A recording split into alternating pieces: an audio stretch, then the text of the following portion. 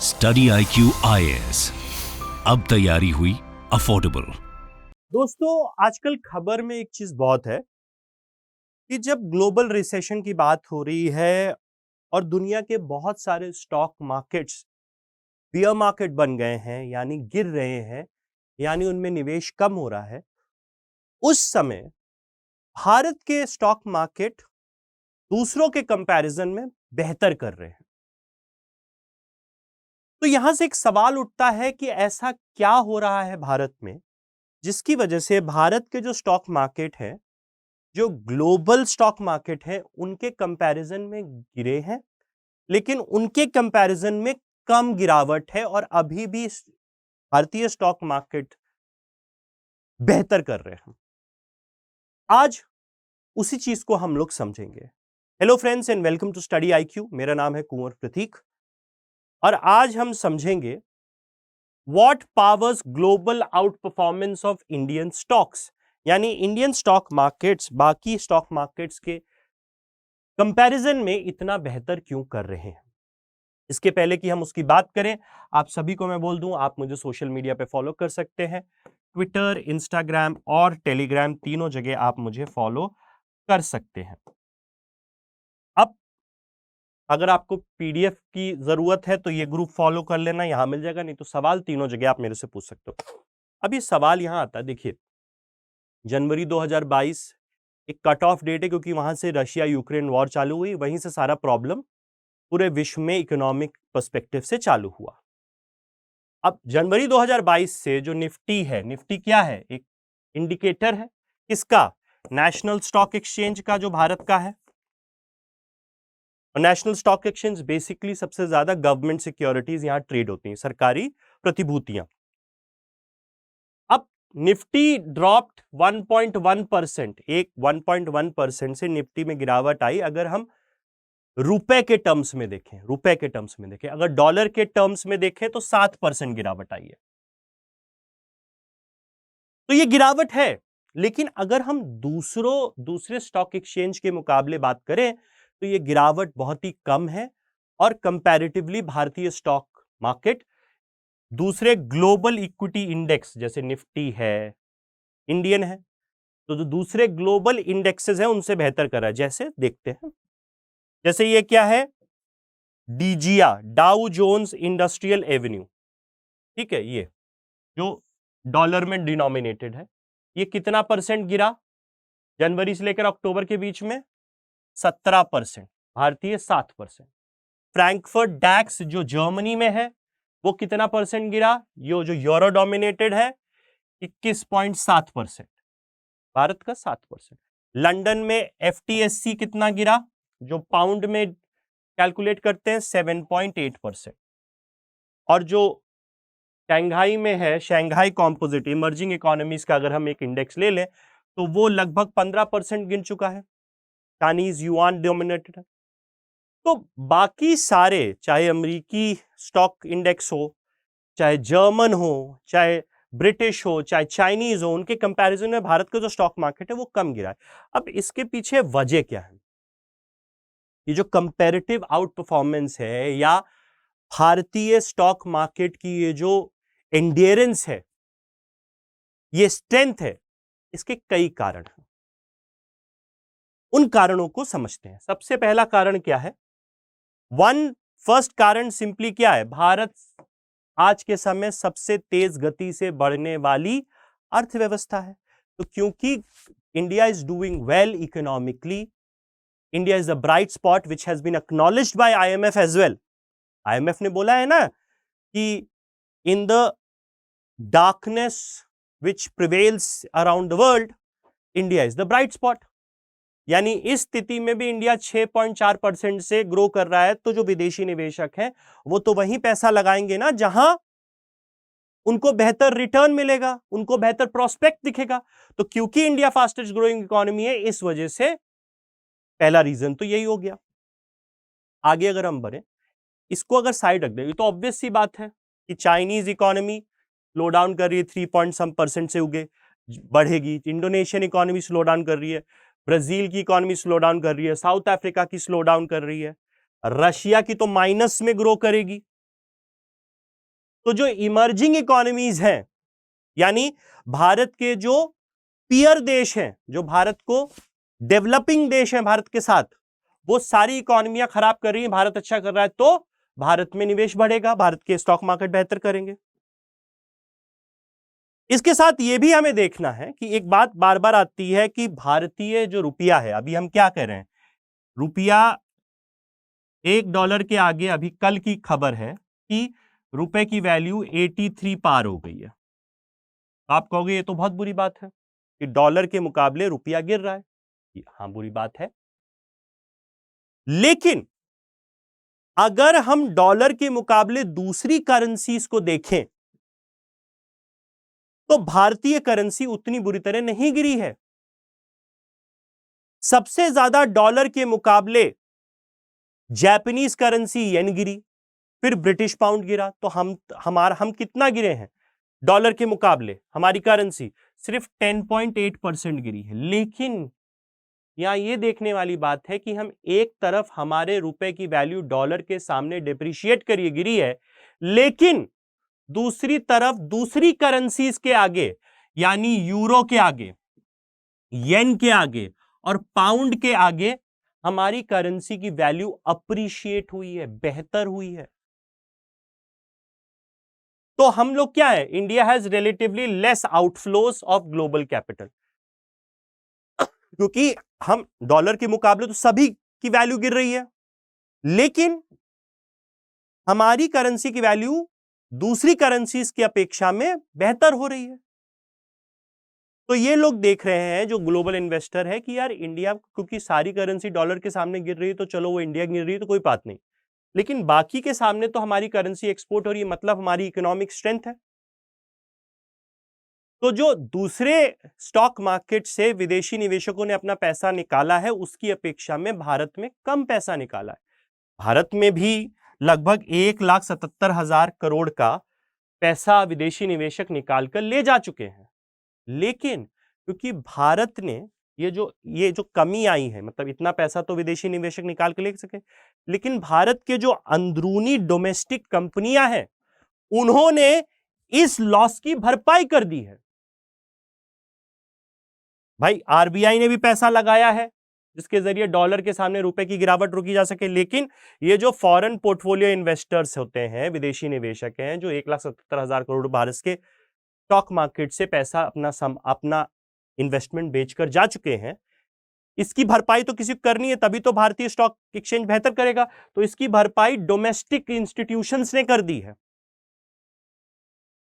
तो जो भी सेल हुआ था उसको मैनेज हो गया है, यानी 1,77,000 करोड़ का सेल हुआ है फॉरेन इन्वेस्टर्स द्वारा भारतीय स्टॉक मार्केट में, और डोमेस्टिक इंस्टीट्यूशन ने इतना पैसा एडिशनली इन्वेस्ट कर दिया है, तो वो बैलेंस आउट हो गया जनवरी के बाद से। तो ये बैलेंस हो चुका है, तो उस वजह से भी जो भारतीय स्टॉक मार्केट है वो बेहतर कर रहा है। अब आगे अगर हम बढ़े, तो जो ग्लोबल मैक्रो कंसिडरेशन है वो तो है ही कि रुपए गिर रहा है, ये वो फलाने दिमाग का, लेकिन दूसरी चीज बहुत इंपॉर्टेंट ये है, दूसरी चीज वो है, ये है formalisation of economy. Formalisation of economy यानी अर्थव्यवस्था में संगठित क्षेत्र का बड़ा होना। कैसे हो रहा है ये? देखो भाई, ये इनएविडेंटली हुआ है। भारत सरकार चाहती है कि संगठित क्षेत्र भारतीय अर्थव्यवस्था में ज्यादा बढ़े, लेकिन ये प्रत्यक्ष कारणों की वजह से नहीं हुआ है। क्यों? क्योंकि भारत में सरकार ने डीमोनेटाइजेशन किया, फिर जीएसटी लागू किया, फिर पेंडेमिक आ गया। ये सारी चीजें हुई कि नहीं हुई? इसकी वजह से क्या हुआ, हमारे देश का जो असंगठित क्षेत्र है, इनफॉर्मल सेक्टर है, वो बुरी तरह हिट हो गया। तो जो इनफॉर्मल सेक्टर अपनी जगह छोड़ रहा है, इसकी वजह से उसका जो स्पेस था वो फॉर्मल सेक्टर ने हथिया लिया। ठीक है, तो भारत में बहुत सारे इकोनॉमिस्ट बोलते हैं कि के शेप्ड रिकवरी है। के शेप्ड रिकवरी, आर्थिक रिकवरियां बहुत तरीके की होती हैं, एक होती है के शेप। के शेप्ड रिकवरी का क्या मतलब है कि आर्थिक ग्रोथ आपकी ऐसे जा रही थी, ठीक है, एकदम से कुछ हुआ, आर्थिक ग्रोथ आपकी गिर गई यहां तक। अब आपका फॉर्मल सेक्टर बेहतर करने लगा, इनफॉर्मल सेक्टर बेकार करने लगा। तो ये अलग अलग ग्राफ हो गया, ये हो गया इनफॉर्मल सेक्टर का यानी असंगठित क्षेत्र, और ये संगठित क्षेत्र यानी फॉर्मल सेक्टर का। अब इसका जो नुकसान हुआ है इसकी भरपाई फॉर्मल सेक्टर कर रहा है, यानी जो स्पेस यहां खाली हुआ है उसकी भरपाई फॉर्मल सेक्टर कर रहा है, और वो भी एक कारण है इंडियन स्टॉक मार्केट्स का बेहतर करने का, फॉर्मलाइजेशन ऑफ इकोनॉमी। क्यों भाई ऐसा मैं बोल रहा हूं? ठीक है, के शेप्ड ग्रोथ है trend across country, informal economy has been hammered by series of events, demonetization हो गया, जीएसटी हो गया, पेंडेमिक हो गया, जिसकी वजह से उसका एक बहुत बुरा हाल हो चुका है। ठीक है, अब but formal economy has been done doing reasonably well. ठीक है, एक रीजन क्या है? One could argue GST has led to de facto formalization of economy. GST वजह से एक फॉर्मलाइजेशन हुआ है, क्योंकि जो छोटी इनफॉर्मल असंगठित क्षेत्र की कंपनियां थी उनका मार्केट कम हुआ है, उनका मार्केट किसने ले लिया है? फॉर्मल क्षेत्र की कंपनियों ने, बड़ी बड़ी कंपनियों ने। ठीक है, फॉर्मल क्षेत्र की कंपनियां कौन होती हैं? जो भी कंपनियां लिस्टेड होती हैं, यानी स्टॉक मार्केट पे अपने शेयर्स ट्रेड कराती हैं, वो लिस्टेड कंपनियां होती हैं, और उनको फॉर्मल इकोनॉमी यानी संगठित अर्थव्यवस्था का हिस्सा बोला जाता है। तो क्योंकि उनको ज्यादा स्पेस मिला है तो उनके बेहतर कर रही हैं। ठीक है, तो वो बेहतर कर रही हैं। और दूसरा रीजन ये भी है कि जब पेंडेमिक आया तो ये जो फॉर्मल क्षेत्र की कंपनियां थी, इन लोग को अपना प्रॉफिटेबल रहने के लिए नए तरीके ढूंढने पड़े मैन्युफैक्चरिंग के, जिसके जरिए वो कॉस्ट कट कर सके, लागत कम कर सके। तो उन्होंने वो तरीके ढूंढे, तो उसकी वजह से भी उनका प्रॉफिट बढ़ा, क्योंकि सेल तो नहीं थी उतनी, क्योंकि लॉकडाउन लगा है तो सेल कहां से होगी? तो आप प्रॉफिट कैसे बनाओगे? आप अपनी कॉस्ट कट करोगे। तो जब कॉस्ट कट किया तो प्रॉफिट बढ़ा। भाई आप देखो, आप नॉर्मल टाइम में आपकी कॉस्ट होती थी 100 रुपए कोई चीज बनाने की, और उस पर आप प्रॉफिट कमाते थे, आप उस पर प्रॉफिट बनाते थे 120 रुपए, मतलब 20 रुपए आपका प्रॉफिट होता था सेल पे। ठीक है, सेल पे। अब आपकी सेल उतनी नहीं हो रही, लेकिन अगर आपको प्रॉफिट कमाना है तो आप क्या करोगे? कॉस्ट कम करोगे, कॉस्ट कम करोगे। तो आपने कॉस्ट कम कर दी, मान लो आपने अपनी कॉस्टिंग कर दी 70 रुपए, तो जो आपकी सेल से थोड़ा बहुत नुकसान हुआ है उसकी भरपाई यहां कॉस्टिंग कम करने से होगी कि नहीं होगी? तो कॉस्ट कम करने से भी जो कंपनियां भारत में है फॉर्मल सेक्टर की, उनकी प्रॉफिटेबिलिटी ज्यादा है।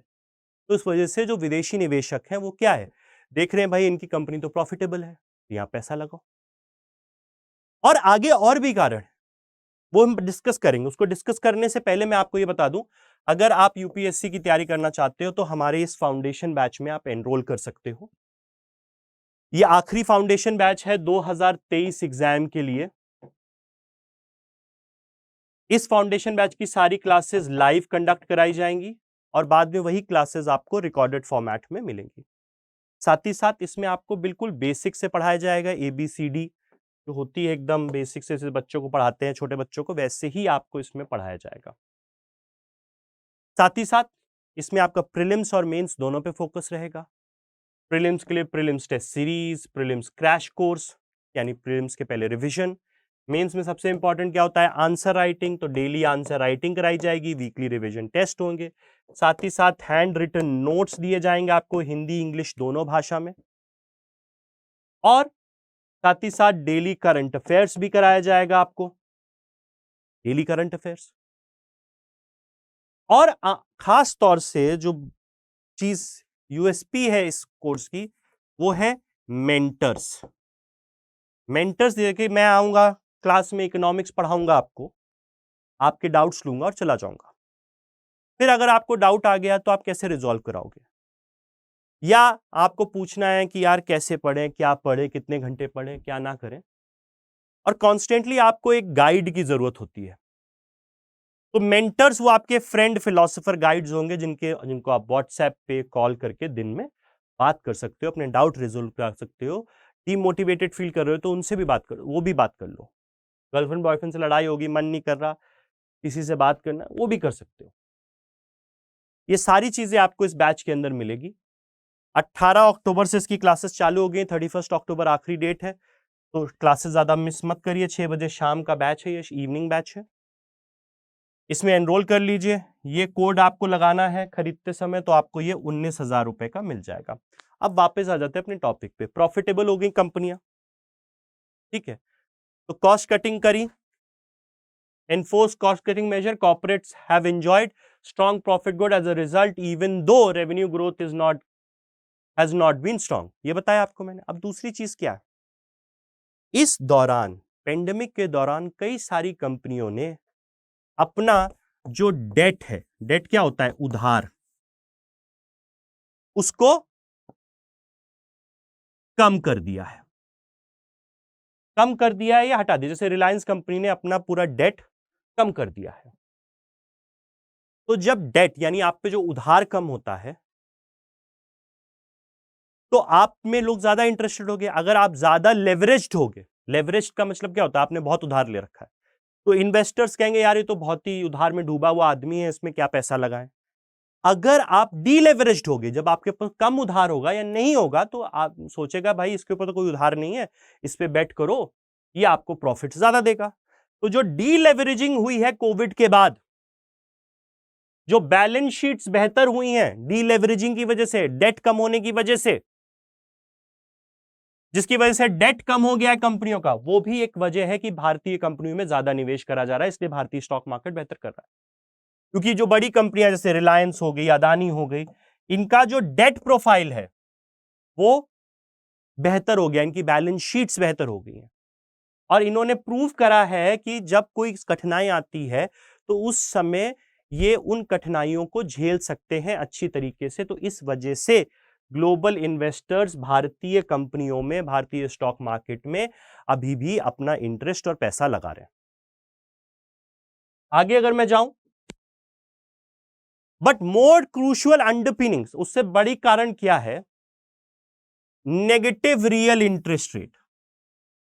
अब यहां सवाल उठता है, हमको इंटरेस्ट रेट पता है, अब ये रियल इंटरेस्ट रेट क्या है, वो भी नेगेटिव, ठीक है। तो यहां समझो, अगर आप एक बैंक से, मान लो आप एक बैंक के पास गए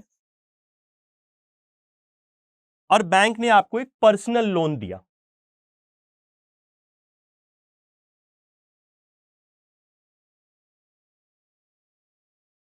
उस पे बैंक आपसे कितना पैसा ले रहा है, कितना इंटरेस्ट ले रहा है, बैंक ने आपको इंटरेस्ट रेट चार्ज किया, मान लो 5%, 5% इंटरेस्ट रेट चार्ज किया। तो ये जो 5% इंटरेस्ट रेट बैंक चार्ज कर रहा है, इसको हम क्या बोलते हैं, नॉमिनल इंटरेस्ट रेट।